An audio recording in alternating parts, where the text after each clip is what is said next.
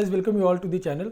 आज हम लोग कुछ ऐसे इंपॉर्टेंट लॉज और फैक्ट्स के बारे में जानने वाले हैं जो कि जनरली लोगों को मालूम नहीं होता, बट उसका नॉलेज, उसका ज्ञान हमें डे टू डे लाइफ में बहुत ही हेल्प करेगा। तो चलिए वीडियो को स्टार्ट करते हैं। वीडियो को स्टार्ट करने से पहले I would like to request, अगर आपने अभी तक चैनल को सब्सक्राइब नहीं किया है तो please subscribe the channel and video को लाइक और शेयर करना ना भूलें।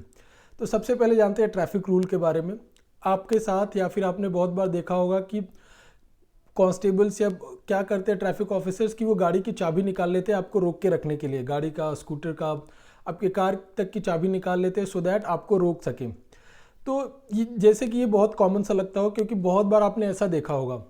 तो इसका मोटर व्हीकल एक्ट इसकी परमिशन बिल्कुल भी नहीं देता, ये इलीगल है, ऐसा कोई भी ऑफिसर नहीं कर सकता है।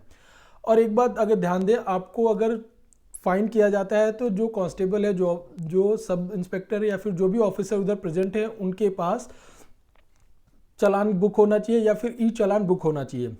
एक बात बता दूं, अगर आपको कोई रोकने की कोशिश कर रहा है, ट्रैफिक ऑफिसर रोकने की कोशिश कर रहा है, तो आप भागने की कोशिश बिल्कुल नहीं करें, आप रुके, कंप्लाई करें उसके साथ। अगर आप ऐसा करते हैं, अगर आप भागने की कोशिश भी करते हैं तो आपको सब इंस्पेक्टर या उसके ऊपर के रैंक का ऑफिसर आपके पेपर्स और डीएल सीज कर सकता है, यानी जब्त कर सकता है। तो आप ऐसा बिल्कुल भी नहीं करें। अगर आपको रोका जाए तो आप रुके और कंप्लाई करें चीज़ों से।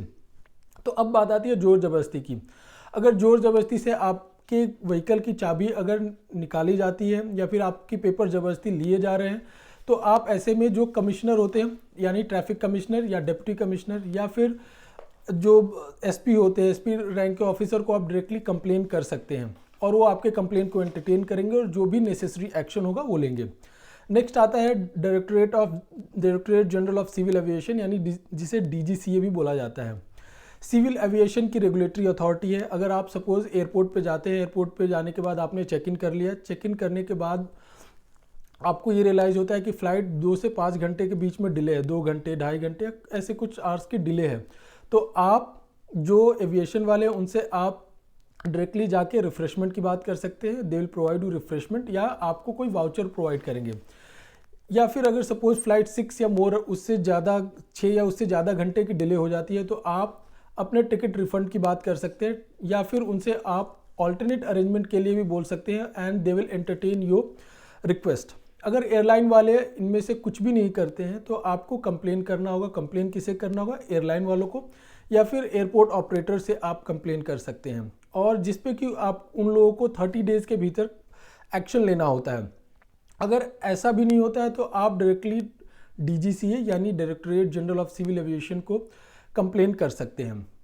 नेक्स्ट जानते हैं, union ministry road transport and highway ने 15 अक्टूबर 2021 को एक नोटिफिकेशन इशू किया था, जिस नोटिफिकेशन में उन्होंने बोला था कि अगर कोई भी एक्सीडेंट किसी का हो जाता है और आप उसे विद इन 1 आवर, जिसे गोल्डन पीरियड बोला जाता है, विद इन 1 आवर में उसे हॉस्पिटल लेके जाते हैं तो आपको गुड समार्टियन बोला जाएगा। और जो व्यक्ति किसी पर्सन को एक्सीडेंट हो जाता है उसे लेके जाता है तो उसे गुड समार्टियन 5000 का कैश, और उसे पुलिस भी गुड समार्टियन के रूप में रिकॉग्नाइज करेगी। ये चेंजेस हुआ था 2019 अमेंडमेंट के through under section 134A of motor vehicle act में। तो जो भी साल में एक बार पूरा एनालाइज किया जाता है कि ये स्टेट में कितने लोग हैं जो कि गुड समार्टियन थे, और उनमें से 10 लोगों को सिलेक्ट किया जाता है, और 10 लोगों को कैश प्राइज 5000 का कैश प्राइज तो मिलता है, ये उनको सर्टिफिकेशन भी मिलता है, प्लस 10 लोगों को, जितने भी साल भर में गुड समार्टियन होते हैं उनमें से 10 लोगों को सिलेक्ट करके उन्हें 1 लाख रुपए का एडिशनल कैश प्राइज भी मिलता है। तो अब जो मैं बताने जा रहा हूँ वो आपने बहुत बार देखा होगा, वो सबको मालूम होगा, बट होता ये है कि इसका कंप्लेन किधर करें, कैसे करें। तो चलिए जानते हैं।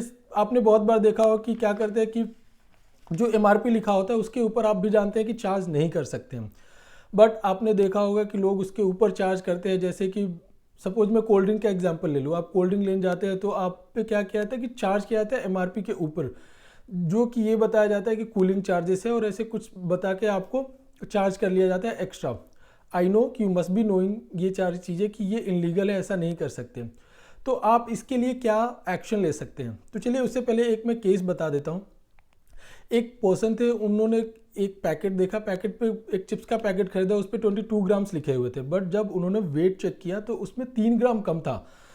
तो उन्होंने क्या किया कि इसमें कंज्यूमर फोरम में जाके इसके अगेंस्ट केस फाइल किया, और हुआ ये कि उनको 1 लाख रुपीज़ तक का 1 लाख रुपीज़ का उन्हें कॉम्पनसेशन मिला और जो कंपनी थी उसके अगेंस्ट भी फाइन लगाया गया।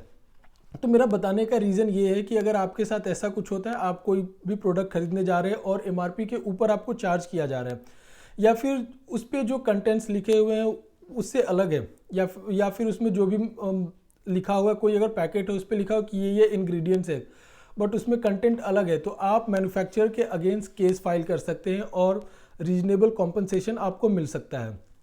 एक बात और बता दूं, अगर मान लीजिए आप कोई सामान लेने जा रहे हैं और सामान लेने जा रहे हैं तो आपको बताया जाता है कि जी आपको कैरी बैग चाहिए, आप बोलते हैं हाँ, और वो जब कैरी बैग देते हैं तो बोलते हैं आपको इसके लिए 5 रुपीज़ 10 रुपीज़ 15 जो भी जैसा कैरी बैग होता है उसके अकॉर्डिंग चार्ज करते हैं, बोलते हैं कि इतना आपको चार्ज किया जाएगा।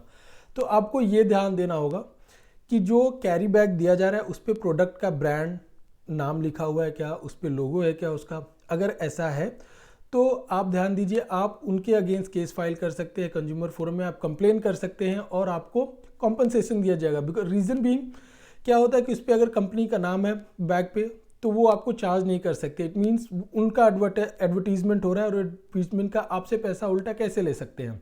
अगर उस पर प्लेन है, उस पर कुछ भी नहीं लिखा हो तो डेफिनेटली दे कैन चार्ज। अब नेक्स्ट आता है कि अगर सपोज आपके गाड़ी कोई हवा निकाल देता है, आप शाम को पार्क करके गए, आपने देखा कि अरे ये किसी ने गाड़ी का हवा निकाल दिया है, तो ये मिसचीफ में आता है। अंडर सेक्शन 425 एंड 26 आईपीसी आप कंप्लेन फाइल कर सकते हैं। जी हाँ, ये एक्ट मिसचीफ के अंदर में आता है। अगर आपकी कोई गाड़ी का हवा पर्पसली निकाल दे आपको परेशान करने के लिए तो आप कंप्लेन कर सकते हैं, उसमें 3 मंथ तक का जेल टर्म का प्रोविज़न है। अब नेक्स्ट जानते हैं, सपोज आप किसी रेस्टोरेंट में जाते हैं, खाना खाने के लिए आप गए और फूड में कुछ अनवांटेड सब्सटेंस मिलता है, जैसे कि बहुत बार कुछ कंकड़ मिल जाता है, पत्थर मिल जाते हैं। इनफैक्ट मेरा एक बहुत ही बैड एक्सपीरियंस था जिसमें कि कोल मिला था, यानी कोयला का छोटा टुकड़ा मिला था। तो ऐसे अगर कभी आपके साथ होता है या फिर ऐसा कुछ उसमें मिलता है जिसे आप कंज्यूम नहीं कर सकते हैं और अगर कंज्यूम कर लेते हैं तो आपको नुकसान पहुंच सकता है।